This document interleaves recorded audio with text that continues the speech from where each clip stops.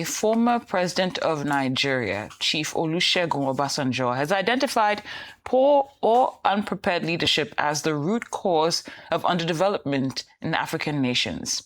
Chief Obasanjo submitted that when leaders are poorly formed, nations are fractured, sources are stolen, children without education go to bed hungry, and young people with bright futures abandon hope and take dangerous risks in search of greener pastures. The former president made these observations while addressing graduates of the Olusegun Obasanjo Leadership Institute. Now, given Chief Obasanjo's position on this matter, how exactly does unprepared leadership or flawed leadership selection contribute to Africa's stunted development? Well, Arise News analyst Dayo Sobowale joins us now to unpack this. Good afternoon, Mr. Sobowale. Many thanks for being here. Good afternoon. It's a pleasure.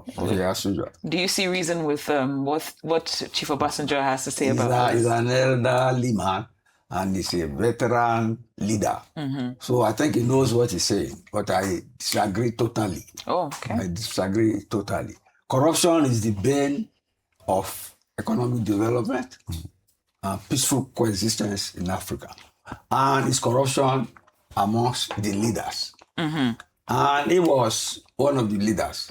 So he knows what he's saying. But you see, those who live in glass houses should not throw stones.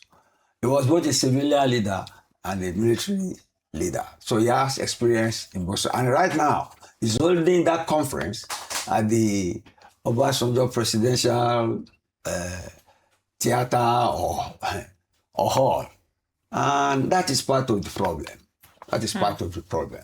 Past leaders, whether military or civilian, are giving such mammoth dwelling places in the midst of poverty, where people live in slums, people who put them in power don't have access to education. Nigeria still has the largest number of out-of-school children in the world, in spite of all the developments we have made. And you see, in the case of Obasanjo, this is not the first time he's starting a leadership forum. When he quit power as military leader, he started the leadership forum in Ota and was training people. That was when he wanted to be Secretary General of the United Nations. And his mates, Olusegun and others, attacked him, saying that he did not have the scholarly or administrative background, especially since he has been beneficiary of military intervention. Now, let me say again, the bane of our development in Africa has been corruption, and the legacy we had from the colonial masters, as well as the way the Cold War played out after the Second World War, which led to our independence. He mentioned there that the good leaders in Africa have been Nkrumah, Nelson Mandela, Samora Machel. But all these were socialists. They were socialists. But now, literally, socialism has collapsed. And like somebody mentioned, that 80 years ago, Mr. Churchill said that an iron curtain has fallen across Europe, that Russia was going to take over and impose communism on the rest of the world. That was how the Cold War started. And that is repeating itself now with Putin and the West taking on one another.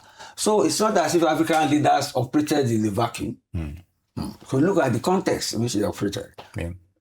Under colonial rule, post-colonial.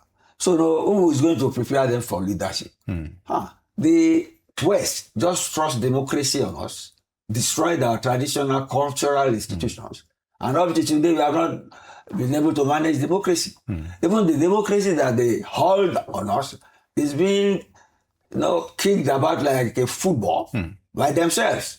The way Trump is dealing with the West and the way we are expecting hope from Trump to rescue us from our insecurity impasse here. So nobody can, like Pontius Pilate, wash his hands clean of what has happened to us, especially when he has been a participant observer in the situation. I speak of Obasanjo as an institution, not as a person, because if I see him, I'll prostrate. as a Yoruba person. But he cannot, at 89, wash his hands off our problems because he was part and parcel of what and where we are today. Let's leave it at that. I'm glad you mentioned the fact that he was part and parcel of that, because from two perspectives, military and civilian rule, he was part of all of that. But be that as it may, objectives and goals change after secession. So it is with intent that you aspire for a leadership position. So how can they be unprepared for leadership when when they get in? At the end of the day, it's what they want. Let's even look at the classic example as your President Trump, if I may use that word, during his electioneering. How much? Okay, go ahead. All right. But to a large extent, he said he wasn't going to engage in any wars, as it were. It was the bane of his electoral campaign. But here we are. We're seeing what he's doing with Iran, and he's even hinting on Cuba. Just let's say let us say we are talking of African leaders. Okay, we're talking about African leaders, but I'm just talking about the even from a democratic point of view. Things change when they get there. Their own democracy is changing. The way they handled it. Democracy is first past the post. But you see, if you have a majority of 51-49, that 49 has no say in your government for the next 4 years. That is just going to brew some bitterness, resentment. They can't wait to have another election to get there. And African leaders, once they have tasted power, there's something called tenacity of office. They rig elections, they don't want to live forever and ever. Get me? So I see democracy and it's poor consolation to say democracy is better than whatever form of government. We have never tried any other form of government. They have always been our refuge. And what is saving us now is that they have a cultural divide amongst themselves. Get me? So we have an opportunity to evolve our own type of democracy.